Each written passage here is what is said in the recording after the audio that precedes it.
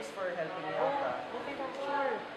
Kasi hindi ako nakapag-aaral kagabi sa quiz natin mamaya eh. Tawag nito, alam mo naman may work na ako ngayon. So, ayun.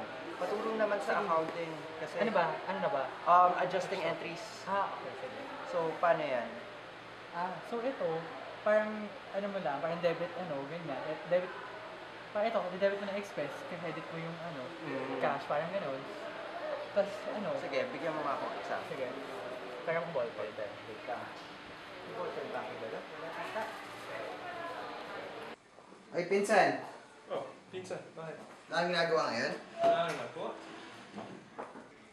Ito nga pala, pwede pa bigay ito kay Nico bonus niya for this year. Sige, bibigyan na lang po ko. Sige, salamat. May tatawagan pa ako sige. Okay, salamat. Bigay na lang Okay.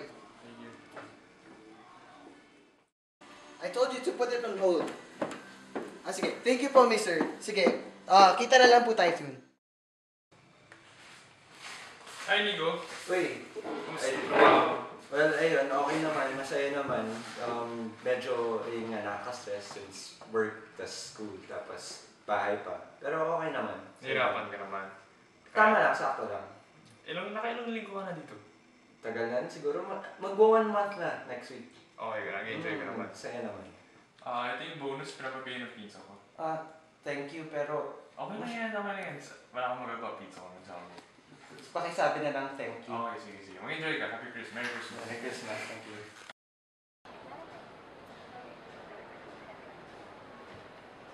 Hi guys, kamusta na kayo? Alam nyo, ever since season hindi na tayo masyado nakakapag-usap. Tapos parang sobrang busy nga.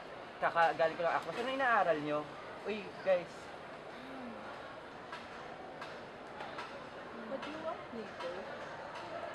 ano ba? I mean, ano bang gusto nyo? May nagawa ba akong mali?